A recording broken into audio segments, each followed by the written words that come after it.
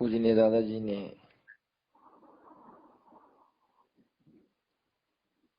मानव को भगवान से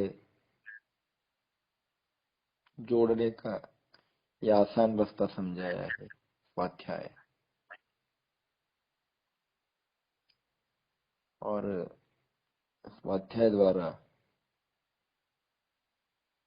उसके जीवन में जो डर है वो कब निकल गया उसे ही पता नहीं चला।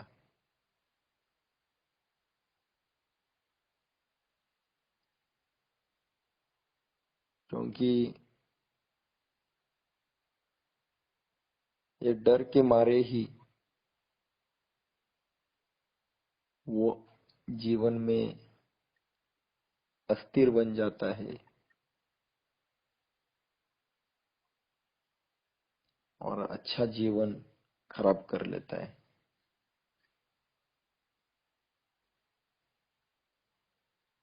ऐसे एक दृष्टांत बताते हैं दादाजी।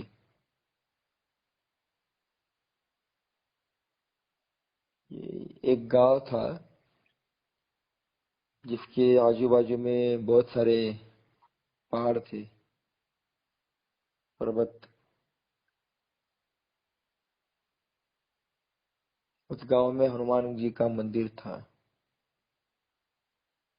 और मंदिर में एक घंटा थी।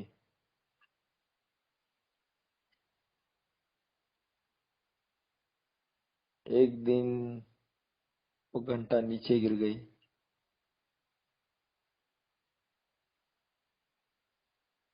तो वो पहाड़ के नजदीक होने के कारण वहाँ बंदर बहुत थे। तो उस मंदिर में दो चार बंदर आ गए।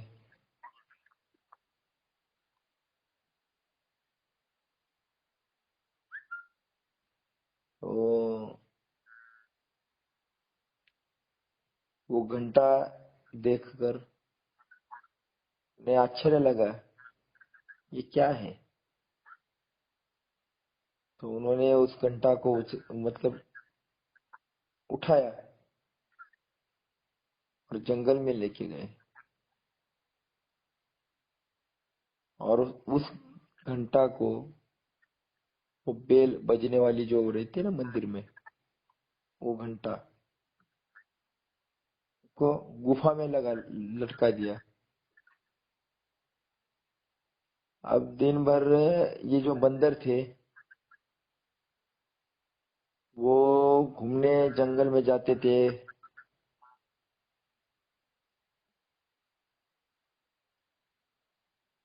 और शाम को वापस गुफा की तरफ आ जाते थे। तो इतने समय में उनका खाना पीना, कूदना, खेलना, दूसरा कोई काम ही नहीं उनको। और जब शाम को इकट्ठा होते थे तब वो जो घंटा रहती थी ना उसको बजाते रहते थे। शाम के बाद वो घंटे को बजाते रहते थे, उनको वो खेल लगने लगा।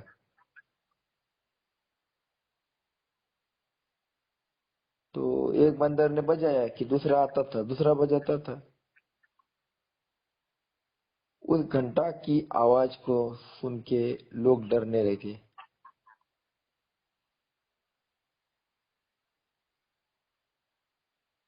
उनको लगा कोई राक्षस आ गया है। उसका नाम उन्होंने घंटासुर रख दिया। ये घंटा की आवाज सुनकर लोग डर के मारे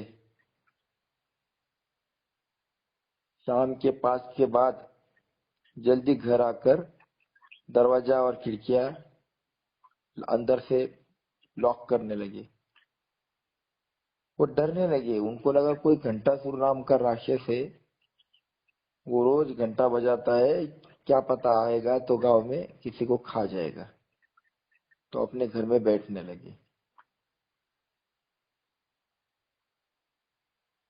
अब ये रोज का होने लगा।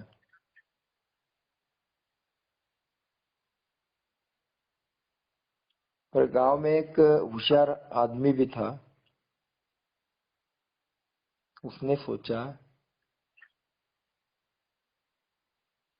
कि हम सब डर तो गए हैं, पर सच में ऐसा घंटासुर नाम का राक्षस है भी या नहीं, किसे पता। हम क्यों डर रहे हैं? हमारा रोज का व्यवहार जो है वो तो चालू है, और अगर राक्षस होता तो वो गांव में आता, तो गांव में भी नहीं आ रहा है। अगर वो होता तो उसने किसी को ना किसी को मारा होता, और किसी को ना किसी को तो खा लिया होता। ऐसा तो कुछ भी नहीं है, वो किसी को मार भी नहीं रहा है, फिर ये आवाज कहाँ से आ रही है? चलो जाकर तो सही, देखे तो सही। ऐसा विचार करके वो होशियार आदमी आवाज की दिशा में हिम्मत करके राम नाम लेकर निकलने लगा। तो लोगों ने उससे पूछा कि आप घंटासुर राक्षस के पास जा रहे हो, उसने आपको खाया तो एक काम करो, सबको अच्छी तरह से मिल लो। तो उसने भी पत्नी को, बच्चों को, घर वालों को, गांव वालों को,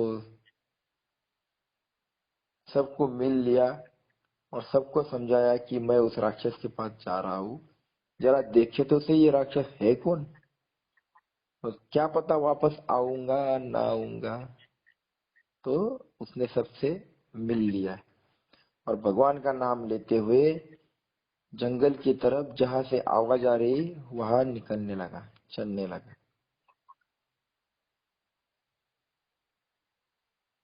वहां जाने के बाद, जहां से आवाज आ रही थी वहां जाने के बाद वो देखता क्या है, कहीं भी राक्षस और पिशाच नहीं है। वहां पर एक घंटा लटकाई हुई है, और बहुत सारे बंदर जो है, एक होने के बाद दूसरा, दूसरा होने के बाद तीसरा उस घंटा से खेल रहे हैं, जिसके कारण वो आवाज आ रही है। उसने दूसरे दिन के बाद गांव में सभी लोगों को इकट्ठा किया, और उसने कहा कि आप घंटासुर को डर रहे हो ना, और मेरे पास ऐसी मंत्र विद्या है, उस मंत्र विद्या से मैं कल घंटासुर का नाश करूंगा, को मैं उस राक्षस को मार डालूंगा। अब किसी को भी डरने की जरूरत नहीं है। तो सभी लोग खुश हो गए। वो दूसरे दिन फिर से जंगल में गया, उसने घंटा उतार ली, और दूर कहीं दबा के छुपा दी। दूसरे दिन से आवाज बंद हो गई। लोग इतने खुश हो गए कि उन्होंने उसको एक महान नाम दे दिया, ही महान पदवी दे दी, और उसका सम्मान किया।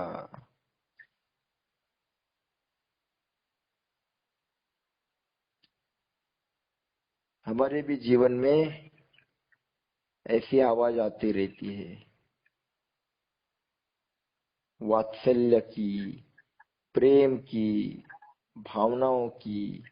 ये सब कहाँ से आ रही है? ये समझता नहीं है, इसलिए हम डरते हैं।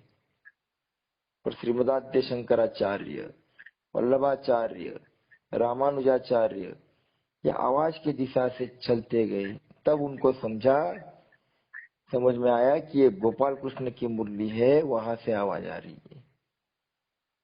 ये महापुरुष भगवान तक पहुंच गए। उन्होंने अंदर से ही, भीतर से ही नक्की कर लिया कि आवाज कहाँ से आ रही है। अगर समझ में आ गया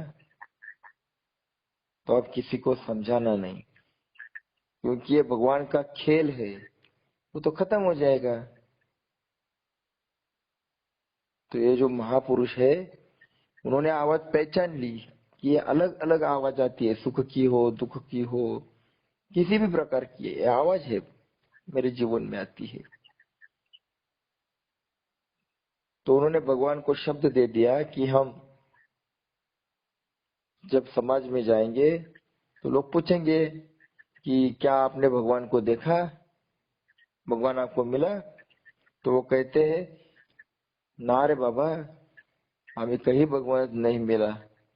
शंकराचार्य, वल्लभाचार्य इनको पूछा तो धड़धड़ी मतलब डायरेक्ट झूठ बोलते हैं। उनको सब पता है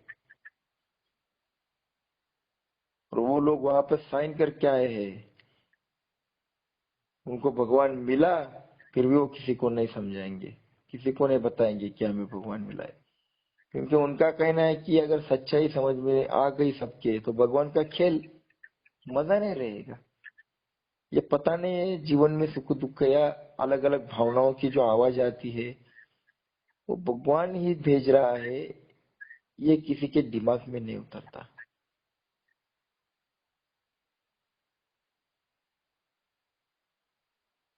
ये जो महापुरुष उस दुनिया में आ गए और निर्भयता से घूमे हैं, उन्होंने देखा पूरा दुनिया जग डर रहे हैं, भयभीत है। सामान्य मानुष भयभीत है पर महापुरुष निर्भय रहते हैं, क्योंकि उन्होंने जीवन में जो विविध आवाज आते हैं उसकी जड़ को ढूंढ लिया है और उसी को ज्ञान कहते हैं। इस ज्ञान से वो डर खत्म हो जाता है। जो 16 साल की लड़की होती है उसके जीवन में वात्सल्य नहीं रहता है, पर जैसे शादी हो जाती है, बच्चा पैदा हो जाता है, उसके अंदर वात्सल्य निर्माण हो जाता है। कहाँ से आया वो वात्सल्य? वो बाहर से आया नहीं, वो भीतर ही था। तो भगवान ने अंदर रखी हुई विविध प्रकार की आवाज है, उसमें से वो एक था। कभी राग, कभी प्रेम, कभी भाव, ऐसे अलग अलग आवाज इस दुनिया में आते हैं।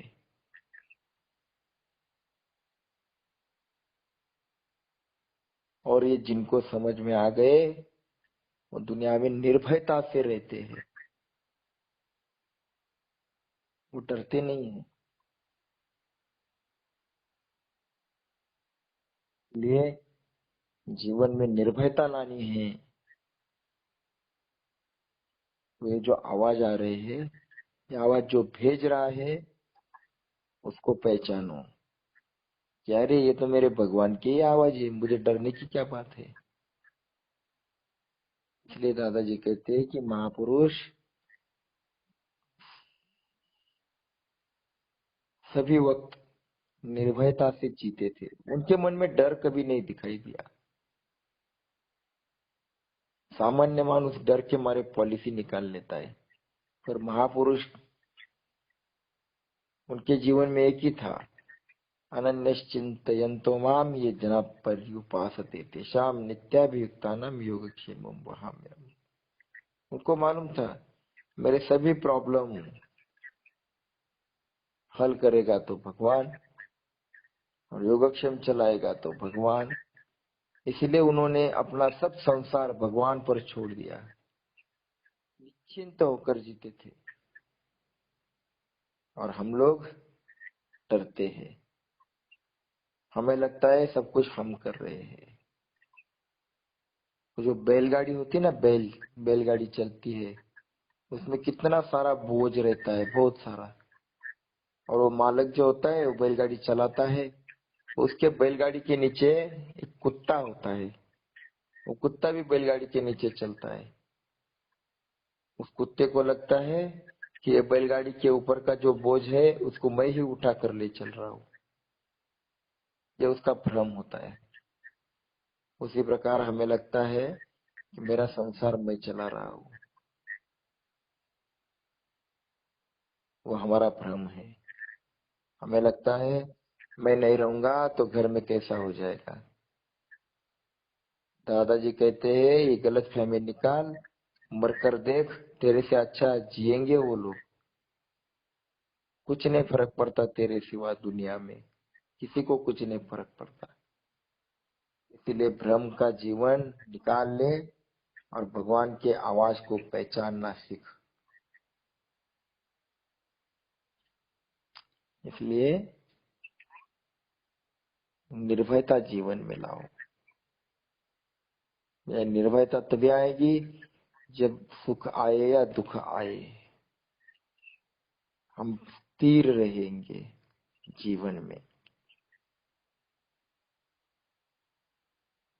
इसलिए भगवान की आवाज पहचाननी है तो स्वाध्याय करना पड़ेगा, सातत्य से स्वाध्याय करना पड़ेगा। स्वाध्यायन्मा प्रमदा, स्वाध्याय करने में आलस मत करो, प्रमाद मत करो।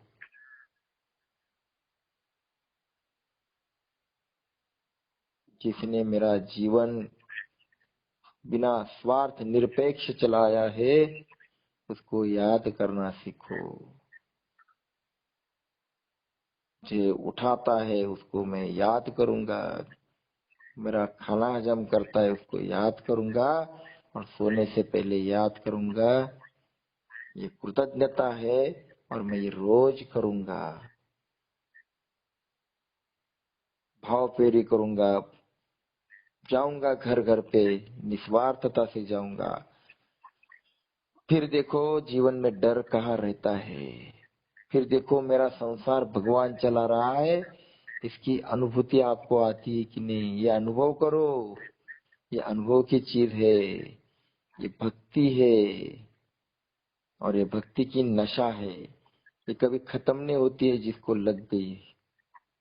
ये नशा करना है तो भक्ति की नशा करो।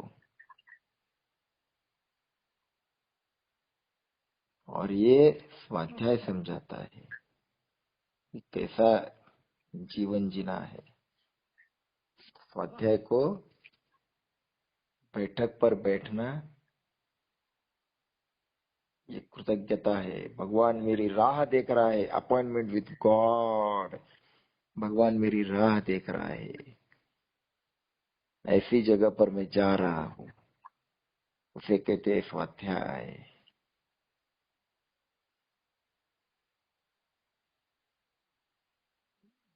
तो आज यहीं पर हम रुक जाते हैं, ये बात ध्यान में रखकर कि जीवन में जो भी हमारे आवाजें आ रही है, जो वात्सल्य की हो, प्रेम की हो, भाव की हो, या और कोई भी हो, वो भगवान ही भेज रहा है। तो एक्सेप्ट करके उसकी भक्ति करे तो जीवन में डर निकल जाएगा।